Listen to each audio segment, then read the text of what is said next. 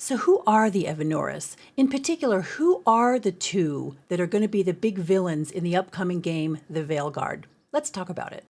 Ooh, mommy. By the end of Dragon Age Inquisition's Trespasser DLC, fans hear about the Evanuris. Knowledge about the Evanuris is kind of difficult to extract from the many codices and dialogues in the series, as what's known and what's true appears to be kind of muddled together.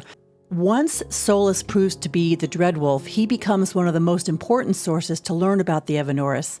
Unfortunately, Solas is pretty secretive, and while I don't think that Solas lies, he definitely tells the truth selectively, so it's a bit hard to tell what is truth and what is myth with the Evanuris.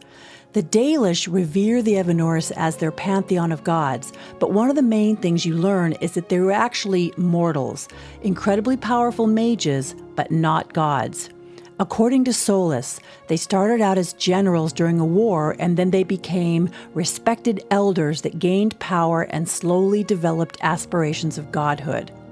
They became tyrannical and full of pride, often having wars over personal vendettas.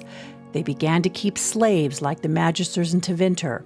In the Jaws of Hakkon DLC, there's a codex that supports what Solas says about the Evanuris, which notes that their pride will consume them. If you remember, what prompted Solas to rebel against the Evanuris appears to be connected to Mythal. Mythal took compassion on the people and objected to the Evanuris' treatment of them, and so they murdered her.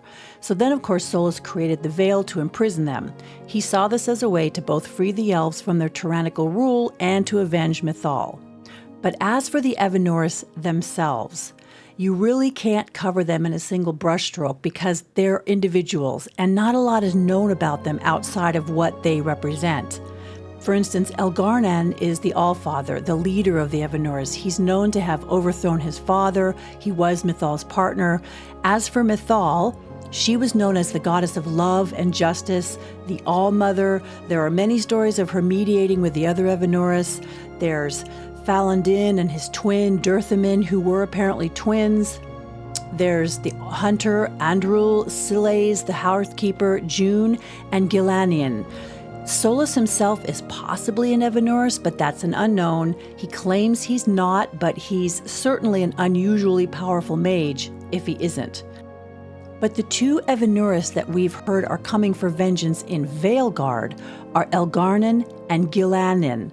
And while we don't know a lot about them, here's what we do know.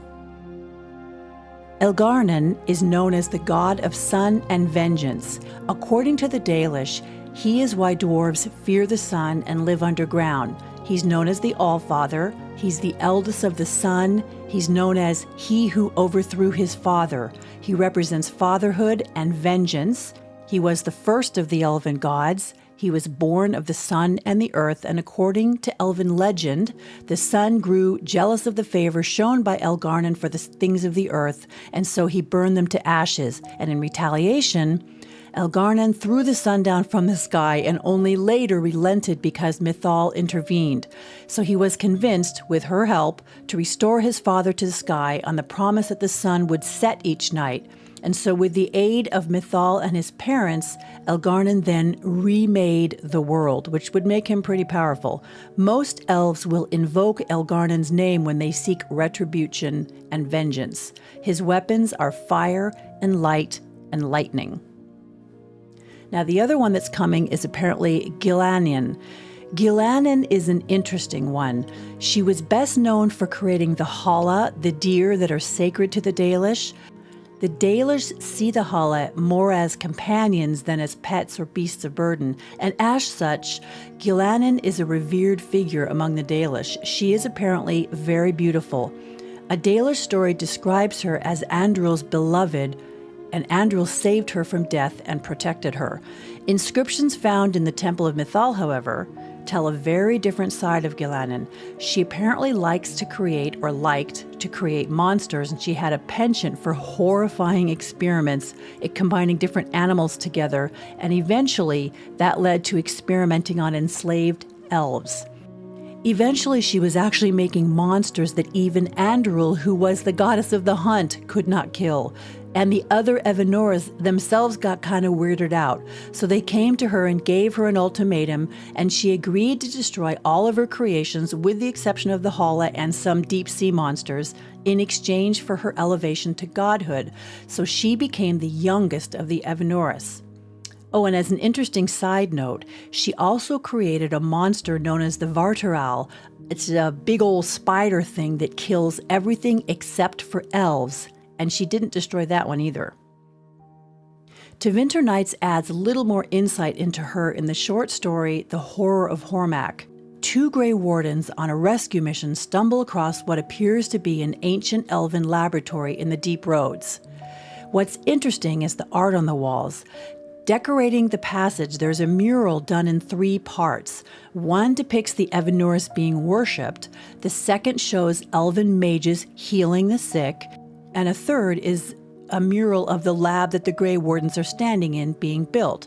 But as they look at it, it begins to shift, and the first panel becomes not the elves worshiping, it becomes the elves cowering. The mages are not healing, they're pushing disease into their victims and using magic to combine those elves with animals. It's not a healing place, it's a prison laboratory. So this makes Gillannon a much more sinister figure than the Dalish believe her to be, but also a pretty interesting villain for Veilguard. So that is who we know is going to be set free inadvertently in the early hours of Veilguard. As Solus pointed out, they're all very powerful and they're not easy to kill, and they're likely to be pretty pissed off. But that's it for this little episode. Let me know what you think in the comments, and let me know if you have anything you'd like me to cover in future episodes. And as always, enjoy your day. Bye.